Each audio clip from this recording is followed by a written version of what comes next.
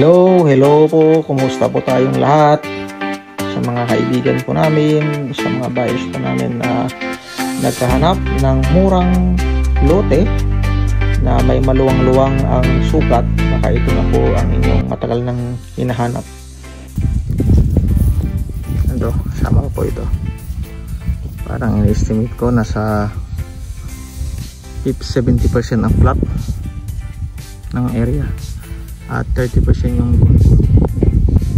hili-tiri niya. Pero ano, yung tiri-hili niya hindi siya ganoon katataas, malinisan lang ang mga kahoy-kahoy dyan, cut pa rin to. So ayan, si tatay na nakapula, yan siya nakakalam lahat ng ano, mga muhon-muhon, kaya siya yung nag-iikot sa amin dito sa property. Ayun, nakita niyo po si tatay doon naglalakad si tatay doon. So hanggang doon pa. Ayun, doon mismo yung boundary naman niya. Si tatay doon. Ikot ko lang po Kaya ano po, tama. 70 or 80% flat po talaga ito. Ang layo naman po nito sa beach. Kasi Burgos po ito. Nasa, kinano ko po kanina, nirap estimate ko po sa Google Earth, nasa 1.5 kilometers lang po ang layo niya. Pero kapag nasa cemented road tayo, kasi tutok naman ito doon, nasa ano siya, nasa 685 meters lang ang layo niya sa beach. Ayan po. So ayan, view of the area. ulitin ko po, nasa Burgos, Pangasinan po tayo. Dalawang bayan bago ka makarating ng Alaminos, at tatlong bayan naman bago ka makarating naman ng Zambales. So nasa gitna ang Burgos sa dalawang kilalang lugar. Ayan po, Alaminos, Pangasinan at ang Zambales. Ayan po. Ayan po, ito yung kalagitnaan ng ano, ng property. Flat po talaga siya. Ayan. Ayan yung mga kambing na alaga nila. Ikot ko lang po konti. This lot is perfect if you're planning to have a farm. Ulitin ko po, ang area nito ay kulang ng 2,000 square meter para maging 17 hectares. Maratawa po kayo dahil ang presyo napakamura. Marasanda na po kasi sila, kaya gusto na po na nilang ibenta. Ito, nakita niyo po ito dati.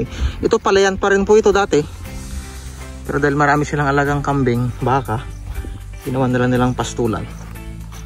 So ayan po.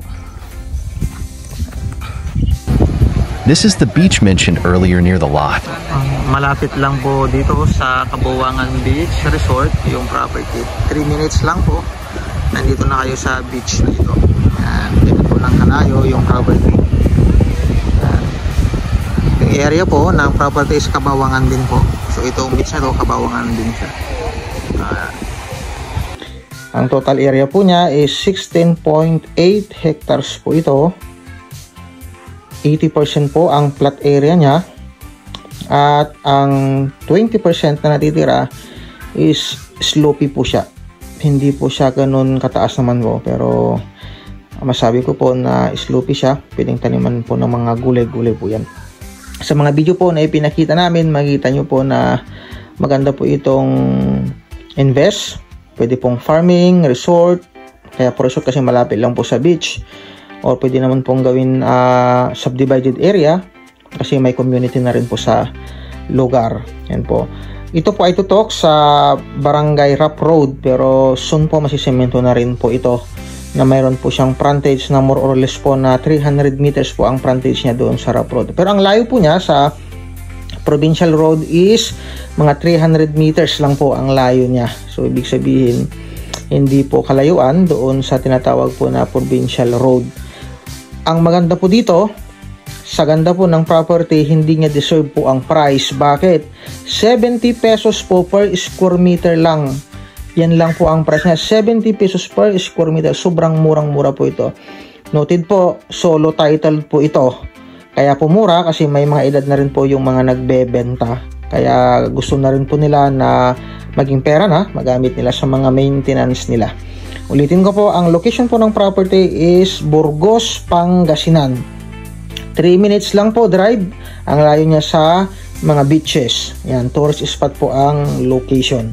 Ang total area, ulitin ko lang po, 16.8 hectares, 70 pesos per square meter, located po sa Burgos, Pangasinan. Ang Burgos, Pangasinan po, almost 1 hour ang layo po niya sa Alaminos City, sa 100 Islands po yan, at almost 1 hour din po ang layo niya sa Zambales.